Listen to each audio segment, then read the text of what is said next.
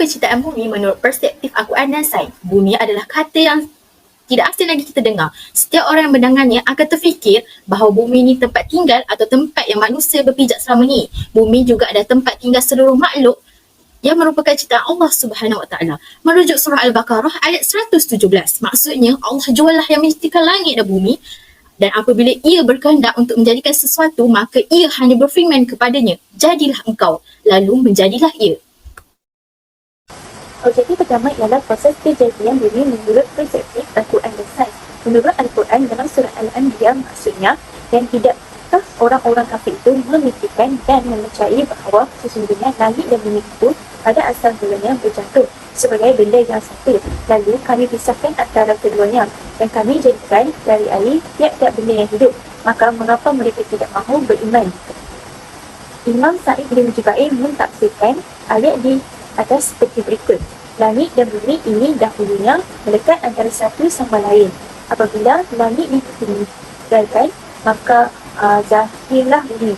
Maka berlakulah perpisahan antara mereka yang dimaksudkan.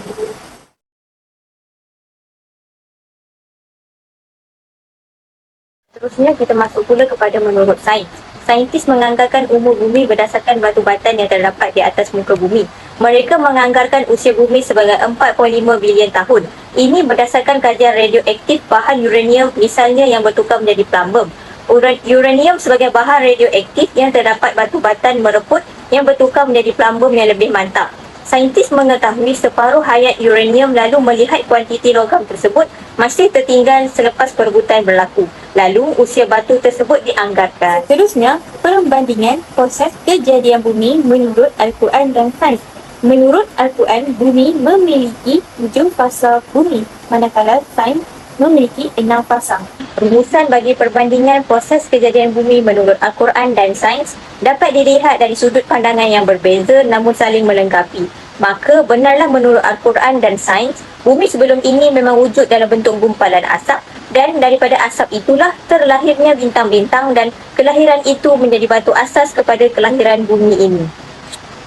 Objektif kedua, struktur bumi menurut perspektif Al-Quran dan sains. Struktur bumi menurut Al-Quran di dalam surah Nuh ayat 19, dan Allah menjadikan bumi untukmu sebagai hamparan.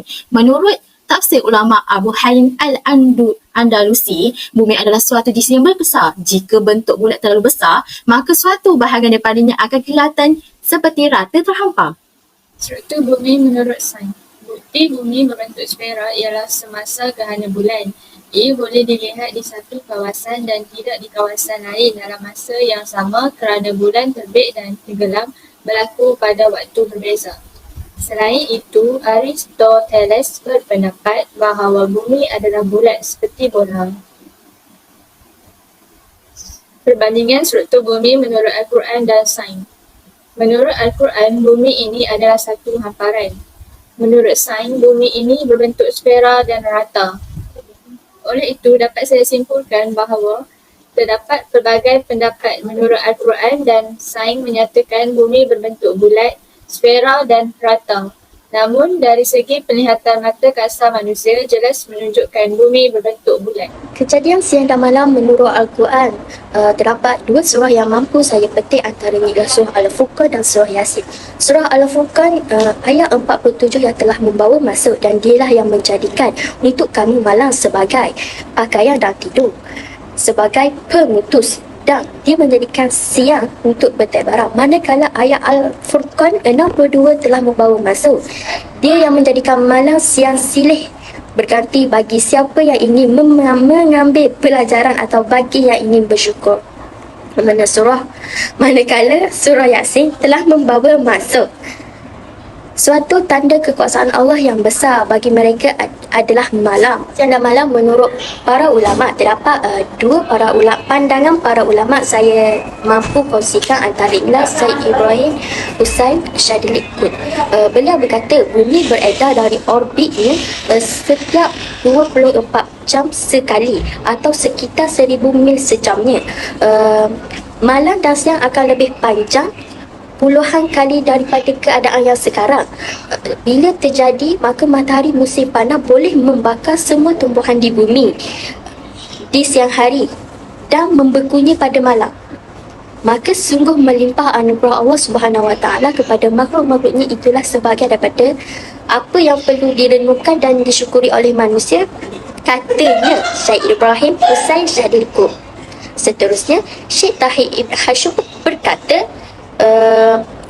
setiap orang perlu berfikir tentang pergantian malam dan siang sehingga ia dapat mengetahui bahawa ia sebaliknya pergantian itu pasti. Siang dan malam menurut sains. Pertama, pergerakan putaran mengakibatkan pergantian siang dan malam disebabkan oleh perbezaan percahayaan di kawasan yang berbeza di planet ini. Yang kedua, bumi bergerak dalam dua keadaan, iaitu menyaksikan bahawa bumi berputar pada paksinya dari arah timur ke barat dan mengambil masa selama 1 hari. Yang ketiga, bumi berada mengelilingi matahari dari timur ke barat pada garisan orbitnya dan mengambil masa selama setahun. Kejadian ini terbukti dalam Al-Quran bahawa matahari adalah sebuah bintang yang jaraknya dengan bumi lebih kurang 148.8 juta kilometer dengan diameter 1.4 juta kilometer.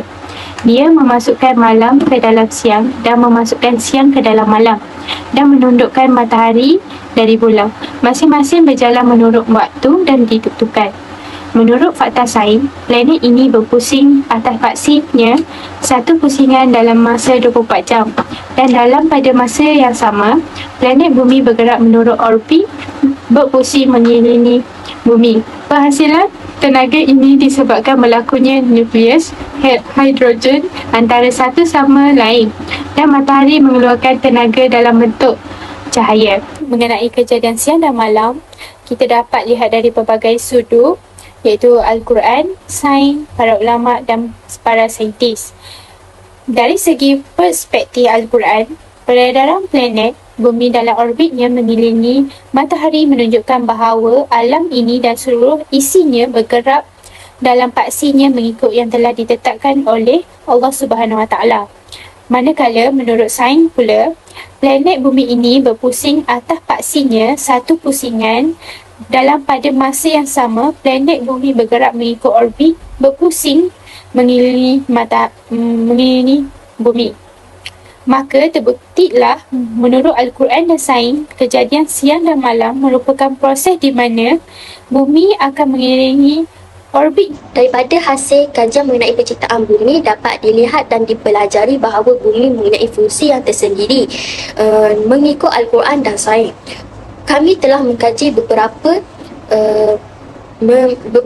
fungsi mengenai bumi. Antara inilah kami telah mengetahui cara bumi berproses dan berputar mengikut pandangan Al-Quran dan sains, dan kami telah mengkaji beberapa struktur bumi mengikut Al-Quran dan sains, dan kami juga telah mengkaji beberapa fenomena yang melibatkan bumi, antaranya ialah kejadian siang dan malam. Oleh itu, pada penciptaan bumi itu kita dapat melihat dengan jelas keaturan Allah Subhanahu Wa Taala dalam mencipta bumi.